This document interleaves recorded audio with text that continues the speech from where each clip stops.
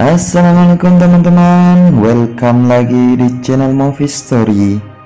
Kali ini Movie Story akan mengulas film yang berjudul Clean. Film ini bergenre action yang rilis pada tahun 2021. Sebelum itu, bantu subscribe, like, comment, and share, oke teman-teman? Baiklah, tak usah berlama-lama, langsung saja kita masuk ke alur ceritanya. Pada awal film, ada seorang tukang sampah yang bernama Clean.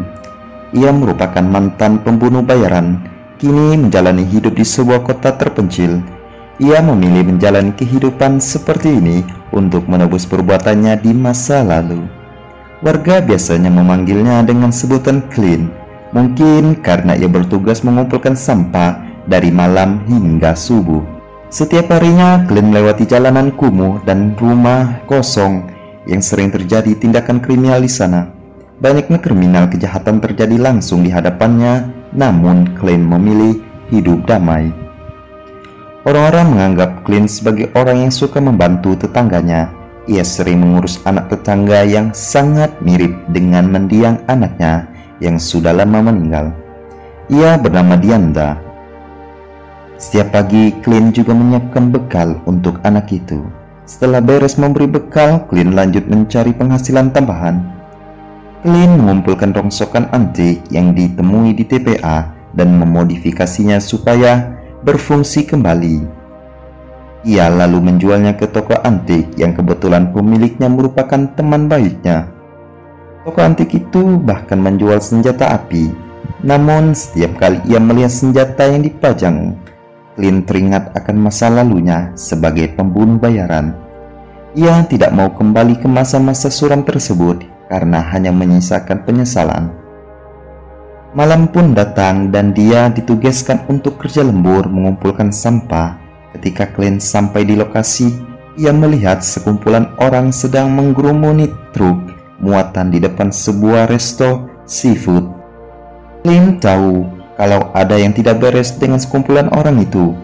Masa menurunkan muatan saja sampai dikawal orang bersenjata dan juga anjing penjaga pemilik resto seafood.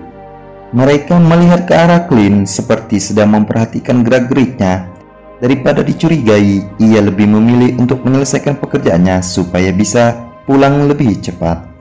Sejak melihat pistol milik orang di resto seafood kemarin, Clean jadi sering mimpi buruk putrinya selalu hadir di mimpinya, dan itu membuat Clean gelisah.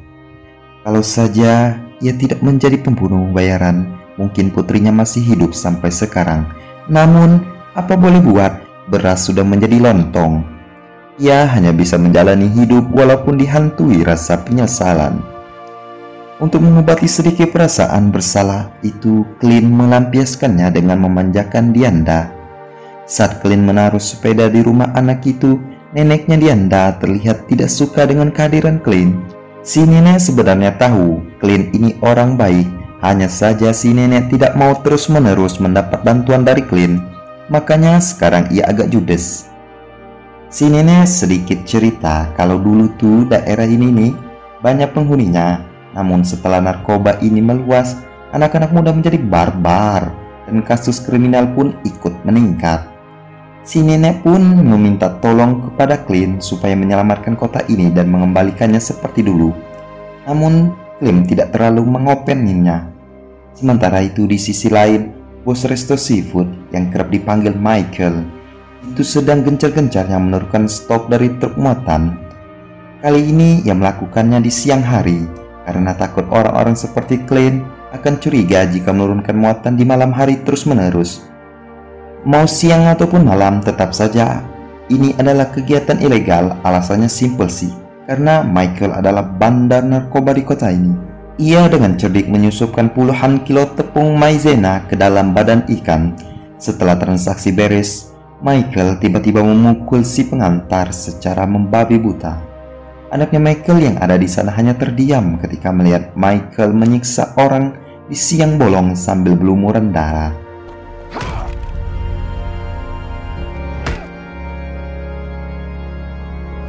Michael lalu mengancam anaknya, kalau ini adalah bayaran bagi mereka yang berani meremehkan dirinya. Lalu di malam hari Michael kembali menceramahi anaknya agar kelak ia bisa menjadi bos gangster penerus dirinya. Namun omongannya ini sama sekali tak diopen. Merasa diremehkan, Michael pun naik pitam dan mencekik anaknya sendiri. Mereka pun saling adu bacot sampai di mana anaknya Michael mengancam akan menusuknya. Akan tetapi bukannya takut, malah Michael yang tahu kalau anaknya ini adalah pengecut. Ia menentang balik. Kata-kata dari Michael ini tentu membuat mental sang anak semakin ciut. Setelah cekcok, akhirnya anak Michael kabur dari rumah sambil diikuti sumpah serapah dari ayahnya. Di tempat lain, ketika Clint datang mengumpulkan sampah di daerah Michael, ia melihat banyak tumpukan box berceceran darah. Clint takut dituduh yang tidak-tidak karena adanya box sampah ini. Sewaktu Clint menghancurkan sampah box, Michael menghampirinya dan mengajaknya mengobrol. Namun ia punya firasat buruk dan langsung pergi dari tempat Michael. Sejak bertemu Michael, Clint yang biasanya lempeng, santai, melihat tindakan kriminal jadi merasa tidak tahan untuk menolong korban. Aksi heroiknya ini dihadiahi pukulan fatal yang hampir merenggut nyawa Clint. Seharusnya ia buang muka saja seperti biasa dan tidak perlu ikut campur urusan orang lain. Dengan begitu ia tidak akan babak belur seperti ini. Clint pun pulang dan melihat Dianda sedang nongkrong dengan anak kulit gelap berandalan itu. Ia tidak mau Dianda terpengaruh pergaulan bebas. Akhirnya Clint menyuruh Dianda pulang. Meskipun diancam oleh anak berandalan yang bersamanya, tapi Clint be aja. Setelah memastikan Dianda pulang, Clint pun lanjut untuk mengecat rumah-rumah yang terbengkalai dengan sukarela. Saat mengecat rumah, ia tidak sengaja melihat sekelebat bayangan anak kecil dari celah jendela. Clint yang penasaran menobrak pintu rumah, ia seperti diarahkan pada sebuah ruang yang tersimpan peti berisi kunci Inggris. Entah apa maksudnya. Clint pun mengambil peti tersebut dan membawanya pulang. Saat melewati jalan pulang, ia melihat sepeda Dianda terparkir dan ada juga mobil yang terparkir di rumah itu. Kemudian Clint memutuskan untuk memaksa masuk ke dalam rumah tersebut. Saat masuk ke dalam, ia melihat Dianda yang ada pengaruh heroin sedang dikerumuni para berandalan. Clint yang geram pun langsung menghantam para berandalan itu dengan kunci Inggris yang dibawa dari rumah kosong tadi.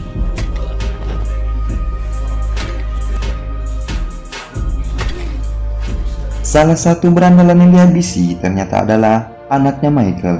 Tanpa pikir panjang, Clint langsung menyelamatkan Dianda dan mengantarkannya pulang pada si nenek. Keesokan harinya, anaknya Michael rupanya berhasil selamat walau mengalami luka parah di bagian wajah. Insiden ini membuat Michael marah sekaligus malu. Ia tak menyangka kalau anak dari seorang bos gangster tidak bisa membela dirinya sendiri. Michael juga berkata kalau akan mengusir anaknya karena tak butuh laki-laki pecundang. Anaknya yang babak belur hanya bisa cirambai ketika tahu yang dipedulikan ayahnya hanyalah reputasi bukan kesehatannya. Walau begitu, Michael tetap berencana untuk membalaskan dendam pada Clint. Michael pun mengirim anak buahnya untuk membuntuti Clint yang tengah kabur keluar kota bersama Dianda dan neneknya. Clint tidak menyadari kalau mereka diikuti sejauh ini. Alhasil, Dianda dan neneknya yang berada di resto ketika itu berhasil dipojokkan oleh anak buahnya Michael. Meskipun nyaris tertangkap, Clint datang dengan segera untuk menghabisi mereka tanpa sepengetahuan Dianda dan neneknya.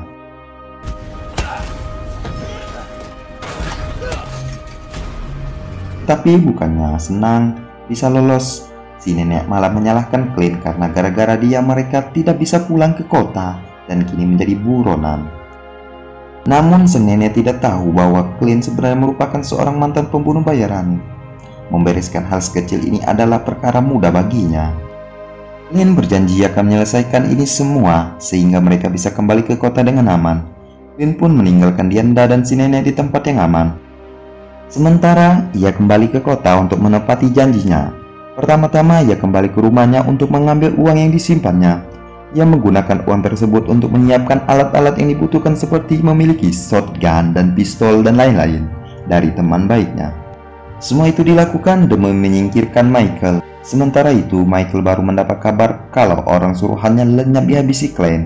Dan di saat yang sama Michael mendapat telepon ancaman dari Clint yang menurutnya sangatlah konyol, karena Clint berencana untuk menelpon dulu sebelum menyerang. Tapi siapa sangka sikapnya Michael yang menyepelekan ancaman Clint ini berujung malapetaka. Mendengar kegaduhan ini, istrinya Michael seperti sudah menduganya. Tanpa ragu ia membantu Clint mengarahkan ke lokasi Michael.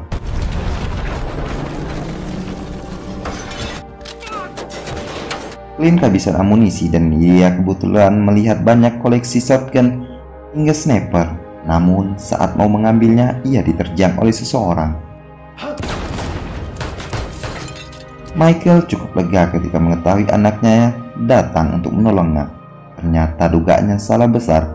Michael pun mati di tangan anaknya sendiri. Di saat anaknya Michael mau menghabisi Clint, pada akhirnya Clint pun meninggalkan anaknya Michael dan kabur. Setelah pembasmian yang dilakukan oleh Clint, kehidupan di kota tersebut perlahan pulih. Yanda dan neneknya kembali ke kota tersebut.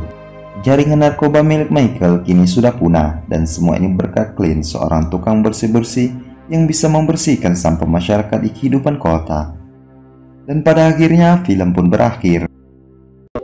Dari cerita film ini banyak yang bisa kita ambil pelajarannya. Terima kasih yang sudah menyaksikan dan menonton channel Movie Story. Jika ada saran atau kritik, boleh kalian lampiaskan di kolom komentar. Mungkin juga ada yang mau rekomendasikan film, silakan tulis di kolom komentar ya. Sekian alur cerita kali ini, sampai jumpa di video selanjutnya.